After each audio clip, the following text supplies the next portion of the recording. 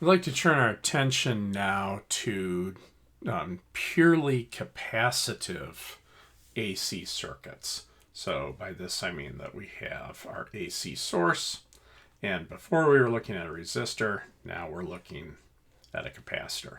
So this is still our EMF source, this is our capacitance.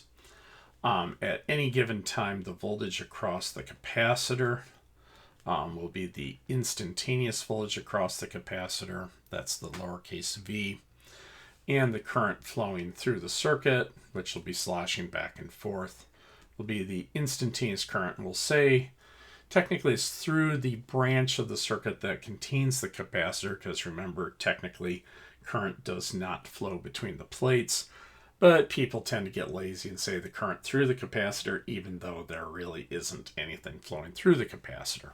Instead, let's say at some moment here, the instantaneous current happens to be pointing this way.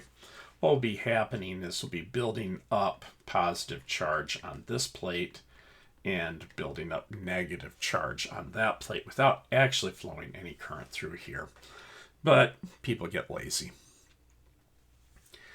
Now, what we want to think about is how does this capacitor, the presence of this capacitor, influence the current in the circuit? And our big slogan that we always have to remember here is that only a resistor can dissipate energy.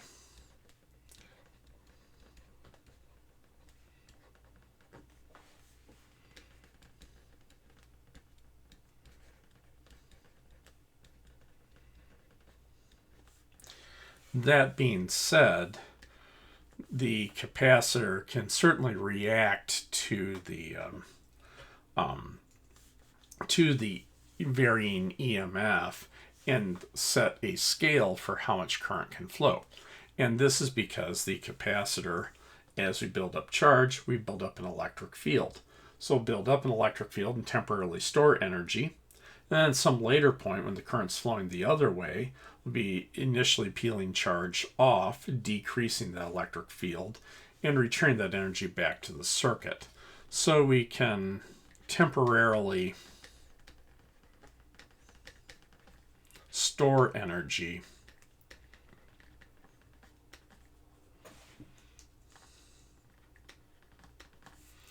in the capacitor's electric field.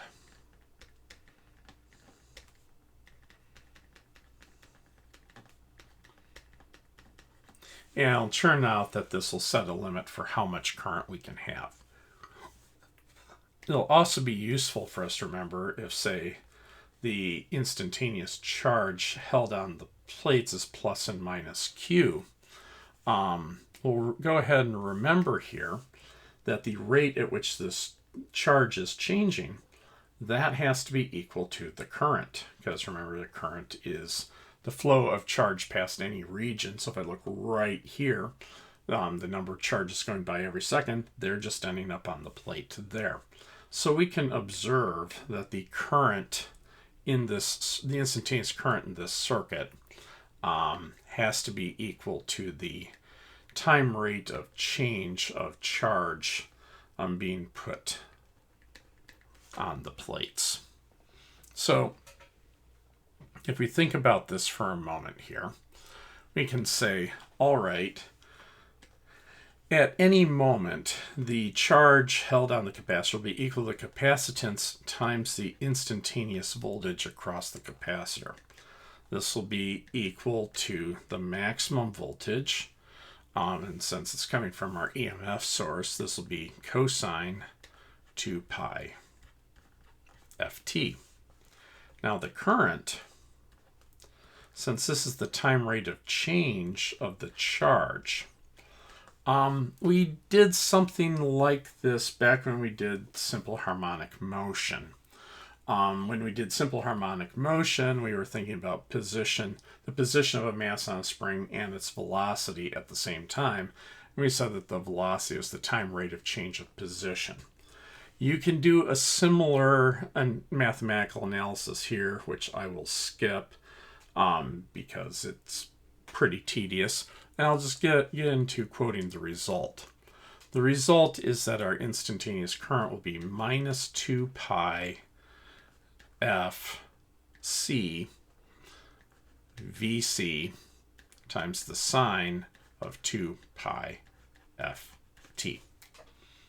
Okay. So if I go and take a look at this here, to have a current, if I were thinking about a resistor here, I would be saying, hey, the current at any moment is going to be the voltage divided by the resistance. Now here, this 2 pi FC thing sure seems to be setting the scale for how much current can flow through. And so we'll define the capacitive reactance, and the symbol for that's a capital X, and I always draw bars on my capital X's to tell them apart from more normal X's. And this will be equal to 1 over 2 pi FC. Go ahead and play with it yourself to show that this will have units of ohms. And what we can do is, for our maximum and RMS values, we can say the max voltage or RMS voltage across the capacitor will be equal to the max current or RMS current through the circuit branch times the capacitive reactance. So this works for both RMS and maximum values. Now, I like to call the reactance an R-like quantity. It's not a resistance. In order to resist the flow of current, you actually have to create heat. So energy will get lost out of the circuit. Here, we're temporarily storing and returning energy into the electric field of the capacitor and returning it back out. But what this is doing is the fact that you have to build this electric field and then also let it decay, that is putting a constraint on how much current we can have. Now, if we go and take a look at the limits here, if our frequency approaches 0, looking at this, our capacitive reactance will approach infinity. In other words, it'll act like a break in the circuit.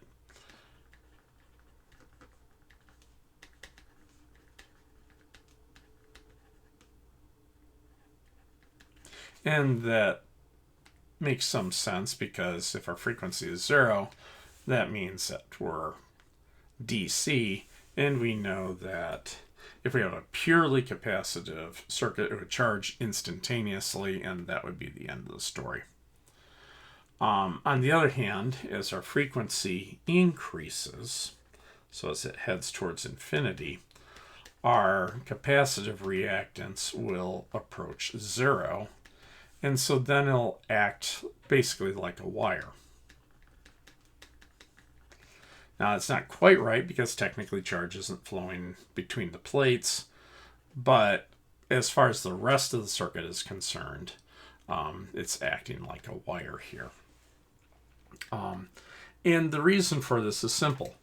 If the frequency is changing rapidly, it is high, then this means we're sloshing back and forth very quickly, and we're just not going to have any time to build any decent amount of charge on the plates, which means we won't have a chance to build any kind of a decent electric field, which means that we're not going to get any kind of voltage across the built up across the capacitor.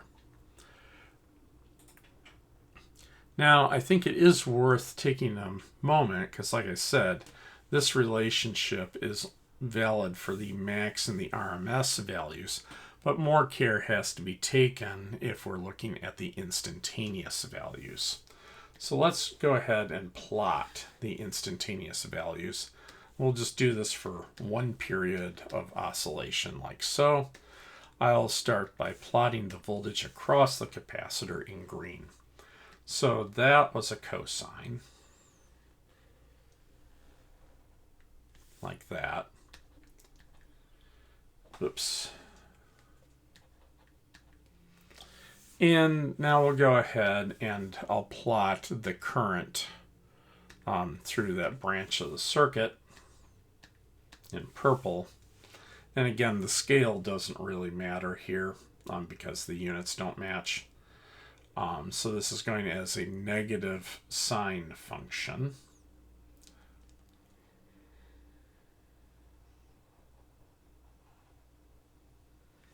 There, like that. Now, if I go ahead and take a look at this here, I'll notice that this is 1/4 of a period between when we hit this trough in the current and the matching trough in the voltage. So there's a 1/4 of a period, or what we'll say is that this is a 90-degree phase difference.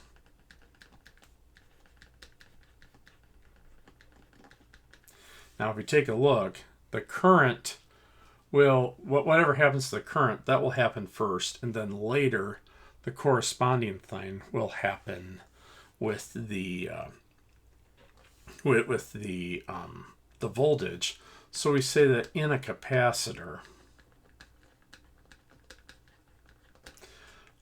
current leads voltage.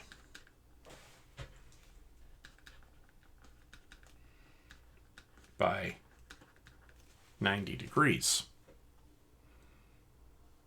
All right. So let's go ahead and take a quick look at an example here. So let's say that the peak current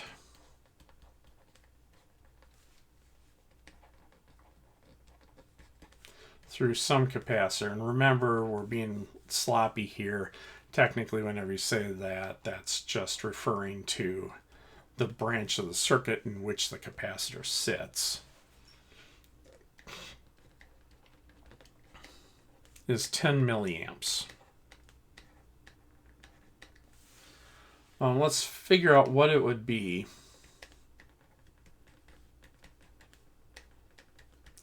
if the frequency is doubled. So what we get out of this is that in either case, we're hooked up to the same EMF source. So this would have to be equal to IXC in the old situation. And that would also have to be equal to IXC in the new situation. So rearranging this bit here, we can say that our new current, and remember this is good for both RMS and max values here. So since we want max, so here we're going to use max values since we said peak current. So you can say our new current will be equal to our old current times our old capacitive reactance divided by our new capacitive reactance. Well, that will be our old current times 1/2 pi times our old frequency, C, divided by 1/2 pi times our new frequency, C. All right. So getting our small favors where we can find them, the C's cancel, the pi's cancel, and the 2's cancel. And if I rearrange this, I will get that this is equal to my old current times my new frequency, times my new frequency over my old. But we said we doubled the current. So this will be, 2 times the old frequency over the old frequency. So I can cancel the frequencies and get that I doubled my current. All right. So this will be 2 times my old current. So this is 2 times 10 milliamps is 20 milliamps. Alrighty. Going forward, we'll go ahead and take a look at inductors and then figure out how to combine capacitors, inductors, and resistors into a circuit. So we'll catch you over there.